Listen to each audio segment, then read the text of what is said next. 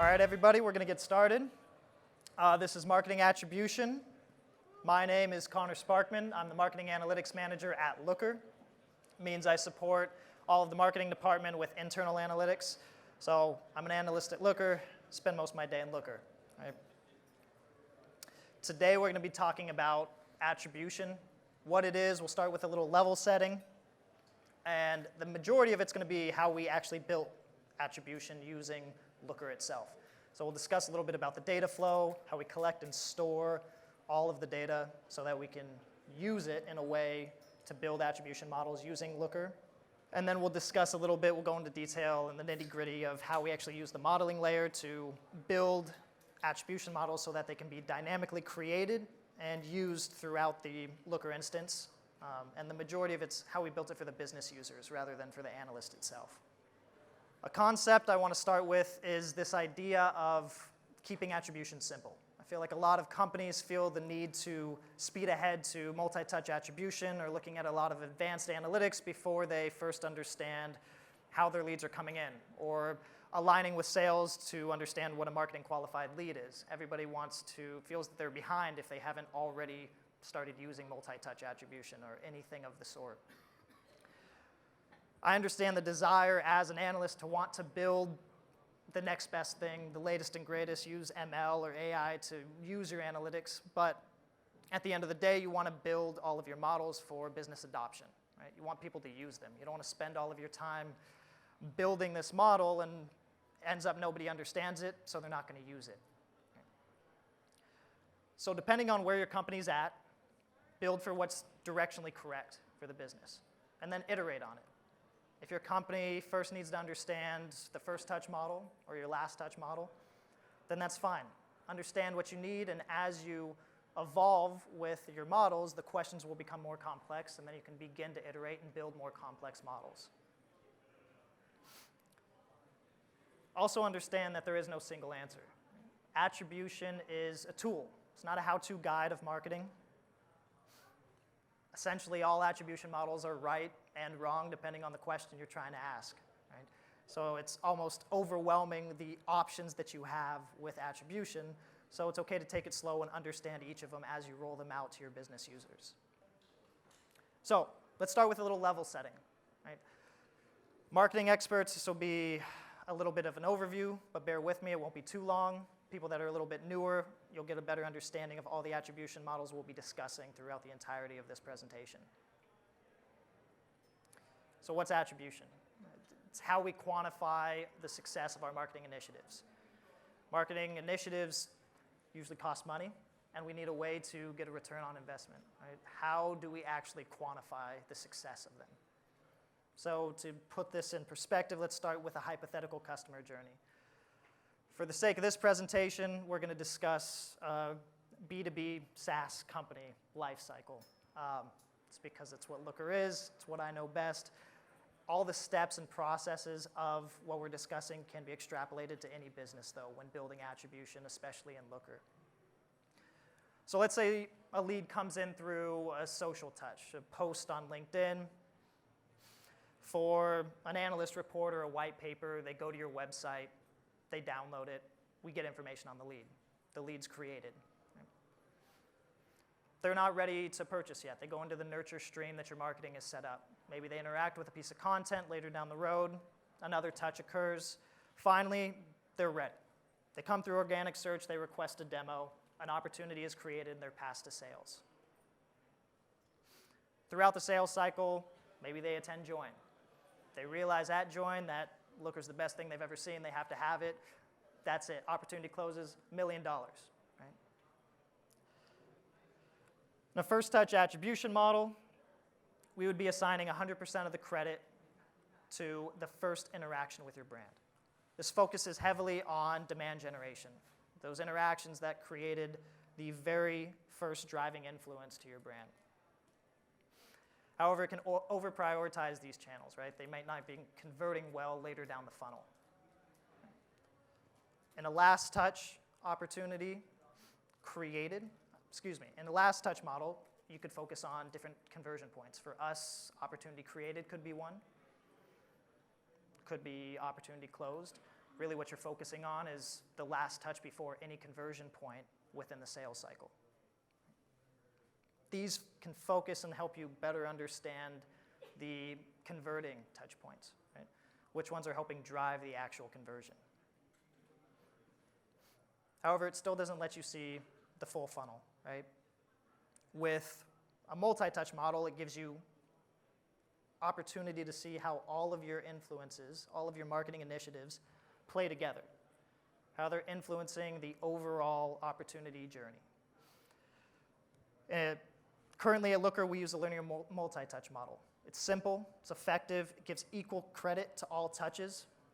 Some people like to weight their touches, right? There's literally infinite multi-touch models, which is the daunting part. If you bring in weighted attribution, you can give any weight to any touch point. However, without running any causal tests or really understanding how much a touch has in terms of lift over other touches, it's really finger in the air. You can bring in your own personal biases. We just leave it as equal credit so that we can better understand how they work together, but leave our own personal biases out of the actual data itself. For us, simplicity is critical. We're not building it for ourselves, we're building it as a tool for our business users so that they can better answer their own questions about their marketing initiatives. So why do we care? At the end of the day, the marketing realm is complex, right? Show of hands, how many people are marketers here? All right. How many would consider themselves data-driven marketers? All right. How many of them think they're using their data to its fullest potential? Fantastic. It was a loaded question. It's complex, it's hard. Nobody is, because there's always more you could be doing, right? So there are various avenues and channels and pieces of content that you're distributing and disseminating to all of your customers, and there's ways they can get them both offline and online, and it's incredibly difficult to understand how people are going through, right? So attribution is a way that we can get one step closer in understanding the customer journey. As I said before, it also helps you quantify the successes. B2B, B2C, doesn't matter the business, you're usually driven by some monetary success metric, some KPI. Marketing needs to be able to align with that. You're spending a lot of money, a lot of your budget on marketing initiatives. You want to be able to show the results, show how you can quantify the results so that you can leverage doing new campaigns or optimizing your current ones, alignment across departments. These give you the tools to allow you to do that. Finally, it allows you to target customers at critical parts in their journey. If you understand how people are coming in to understand where people are coming in to access your content first, and then when they move into a conversion point and when they're actually closing the deal. All of these different points are key and critical areas that you need to know what content's helping drive them. What are the journeys that people are going through that convert the highest? And then you can start to target customers that match this model as well. So what are we looking at? If we had total leads distributed across all of our marketing channels, you may see something like this. Some of the channels that cast a wider net: PPC, pay-per-click, events, webinar, nurture. These all by nature have a lot of leads that are in them. However, it doesn't really give you a better understanding of how this influences the overall pipeline. So to give you an example of what it would look like if we looked at it through a linear multi-touch model, you can see there's a shift in distribution. You see some of the channels that may have a lot of leads that don't convert at a higher rate than some of the other ones: events, nurture streams, webinars, versus some of the higher intent channels, organic search, direct. They take up more of the distribution of overall opportunities. So, does this answer all of your questions? No, but it helps give you a better understanding of your marketing business and the funnel itself. And it allows you to iterate and ask additional questions. So, we're done with the level setting. Let's begin with how we actually built it using Looker. So it all starts with how we collect the data. It starts with you. You come in You come to our website. The second you get to our website, we have a JavaScript snippet that we embedded through Google Analytics, the Google Tag Manager, and it's looking at the UTM parameters embedded in the URL. So for people who don't know what the UTM parameters are, if you come to our website through Google AdWords site, if you look at the end of your URL, you're going to see UTM keywords and values associated to them. The JavaScript looks at those values, and it actually associates them to Salesforce campaigns that we've set up. Right? So we know how the lead was acquired. We know how they got to our website. Say you navigate through, you want a demo. Second, you fill out this form and click Submit, that JavaScript snippet sends information to Marketo, which is our marketing automation tool, and that kicks off workflows that actually adds people to the specific campaigns within Salesforce. Now, once you're added to a campaign in Salesforce, there's something called a campaign member that's written. Right? You get a row in the campaign member table. Whenever you hear me say campaign member, just think marketing touch, because that's what it is. Right? Every touch within our system gets a campaign member row, and we can track them through that area. Right? All of this gets pushed into our data warehouses. Then we have Looker that sits on top. So now we can begin to build the models. We have all of our data centralized in one place. We still need to merge it together, though. We still need some sequenced event, like sequenced event stream, so that we understand how people are navigating and going through our business cycle. So what does this get us?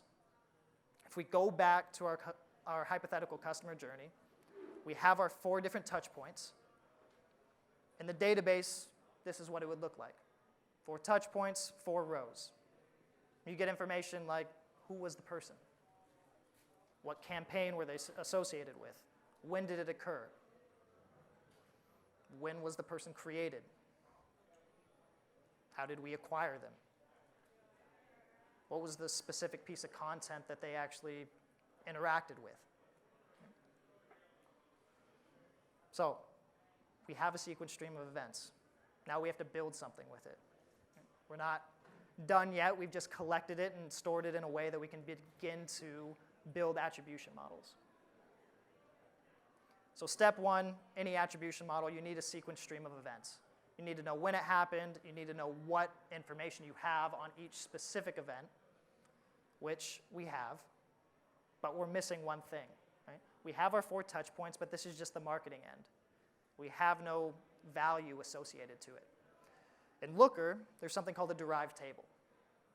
It's a materialized view in which you can write a custom SQL query that helps you with data transformations.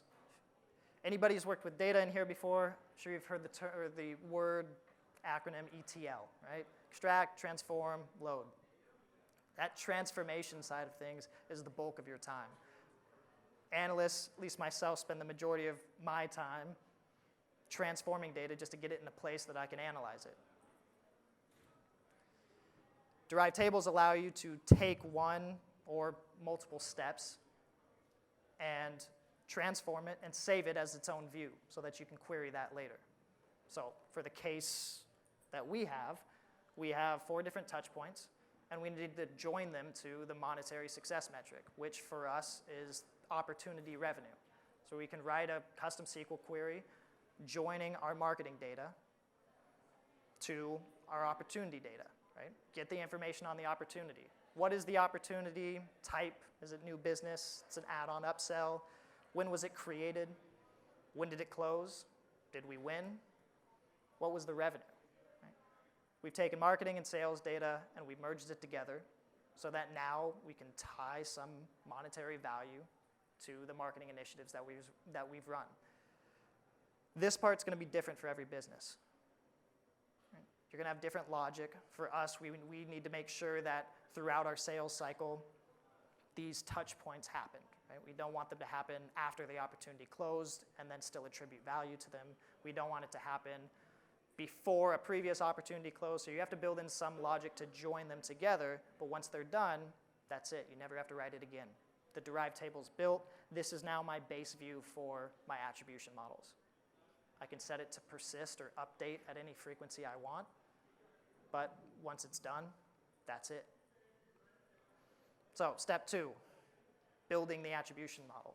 Surprisingly, this part's significantly easier than any of the parts before. Collecting and storing the data, merging all of the data, that is the largely difficult part since most people have decentralized data through many different apps. Once we get here, all we have to do is build another derived table. We go into the modeling layer. We already have our base data set that merges our marketing data with our sales data. So we can build a derived table to isolate the first touch and attribute the monetary value to it. The last touch, a linear multi-touch model.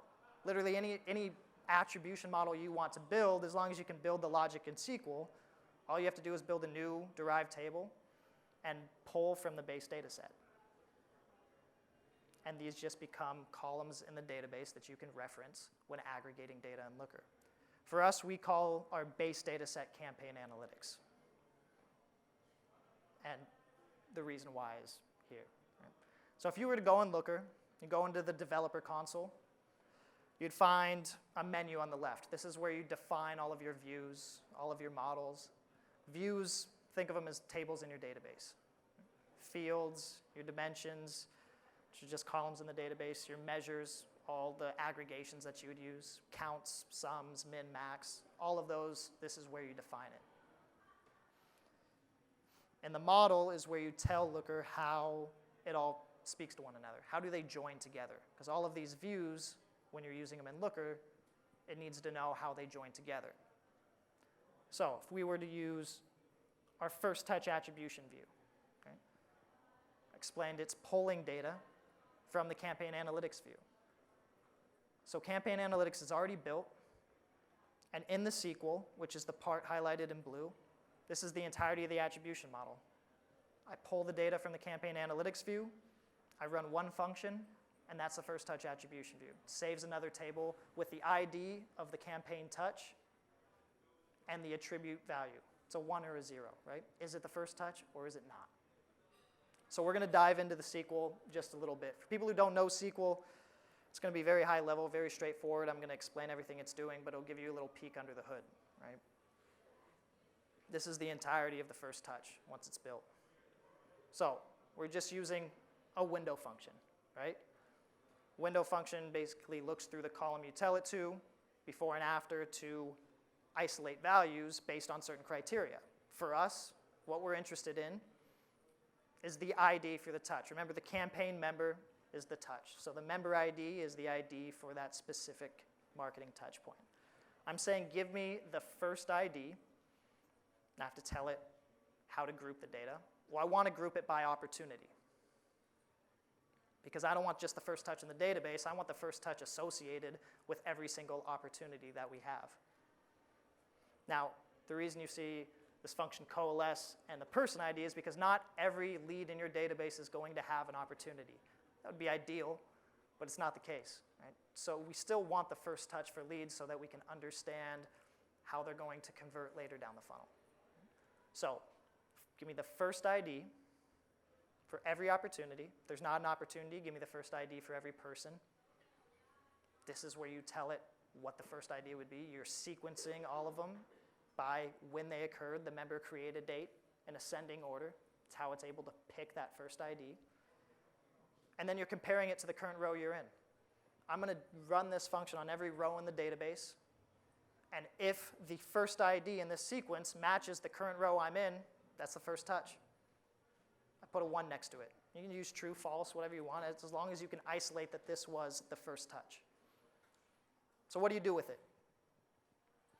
You just join it right back to campaign analytics. But now it's away from your base data set. You only have to reference this value. You only have to reference the first touch columns when you want to use it. And if you can imagine, you could have many of these joins. You can have a first touch attribution. You can join a last touch attribution, a multi-touch attribution. You can join them all together as long as you've built them.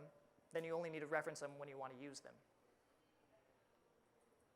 So the last part, you have to build the Explorer. You have to build it so that people can actually use it. Because again, this is all the part the analyst is doing, but the end result is for the business user.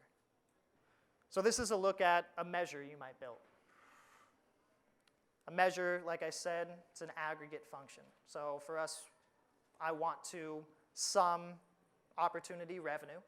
So I'm going to build a measure that sums opportunity revenue. For SaaS businesses, you might be using ACV, which is annual contract value. But you can see I put a filter on it. And the filter is first touch. And this references that table that we've already built that says I only want to sum ACV for touch points that are the first touch in that sequence. So that in the Explorer, when I use it, I can grab information about that marketing touch. Like I want to see all opportunity revenue, first touch revenue for campaign medium, how we acquired them, right?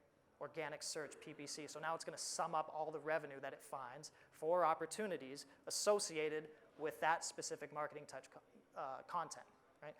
Could be content, medium, any information you have about that marketing piece, now you can use that attribution model. It's dynamic. You never have to rebuild the model again for more information. As long as that information lives in the data set, that base data set, you can use your attribution model to explore it. We have to disseminate it. We have to communicate it out to your team. You're not the one that's going to be, you may be the one that's going to do it. Some analysts have hybrid roles, right? If you build this, you may be the one exploring it. For us, we have our subject matter experts that are the business users. I'm a translator. I translate the data. I don't explore it as well as any of the business users because they are the subject matter experts. I'm building everything for them. They have the domain knowledge, right? But they have to trust it. So my advice to you for anything would be build the basics. Keep it simple when you start. Allow them to understand the model, be confident in the model itself, and as they continue to explore it, their questions will evolve and become more complex. As their questions become more complex, you can build a more complex model. But if you start with something that's too complex for them to understand, then there won't be any questions that you can solve, right? They're not going to use it. All the work will go nowhere. Right? So evolve the models as the questions increase in complexity. There's still a lot to learn from first touch models. Don't feel like you're behind. You can still isolate people and cohort them by wherever their first touch came through. For businesses with longer business cycles, I can see why it may not seem like this would help. Right? You want to understand the full business, so you need a multi-touch model, and that may be true. But for people who have a relatively quick cycle, a first touch may be all you need. Right here you can see this is a first touch attribution model built how we built it in the system, and it's exploring distribution of all of our marketing channels at different points in the funnel. MQLs, stage 2, closed 1. This alone, you can understand higher converting channels. You can see organic search converts significantly higher than PPC or some of the other channels that are out there. There's still plenty of information to glean, actionable insights from all of the models. Educate on how to use it. Right? We curate resources, documentation. We build dashboards for people that explain what attribution models are and actually link off to pre-built explorers so that they can get a jumping off point for anything that they're doing. Training sessions. One-on-one group sessions, be exhaustively available for questions. It's critical that they understand and have confidence in the model because they're the ones that are going to be answering all the questions. So the autonomy that you want to have in the model, the business user adoption, it all happens once they have confidence in the model. So there's a lot of upfront cost in this as for the analyst, but once they take it and fully understand it, they'll hit the ground running. All the magic happens at the business user end, so build it for them. So why do we care as looker marketers? For us, we track everything. Data drives all of our decisions. We track full funnel attainment for forecasted goals by medium. We do it by region. We need a way to attribute the value to each of those for each marketing initiative. To understand conversions by certain marketing initiatives. How does PPC convert this quarter compared to last quarter for all first touches? What about organic search? Specific events that we're running. We want to understand and optimize all of the marketing initiatives that we're running through. Finally, we compare multiple attribution models so that we can identify the top performing ones and stop investing in the ones that aren't working. So looking at what the difference would be between first touch and multi-touch. Understand user flow. How do people go from a first touch to their second touch or third touch? It's the probability that they're going to navigate to a closed won, closed lost business opportunity. So as you're building out this model, as you're building out any model or evaluating which model to use, don't overcomplicate it. Adopt a model that you think your company is ready for and can use right now, and then iterate on it. And finally, don't build for yourself, build for your business users. They're going to be the ones that use it. They're going to be the ones that get all the insights for it. All right. I think that's my time. Thank you.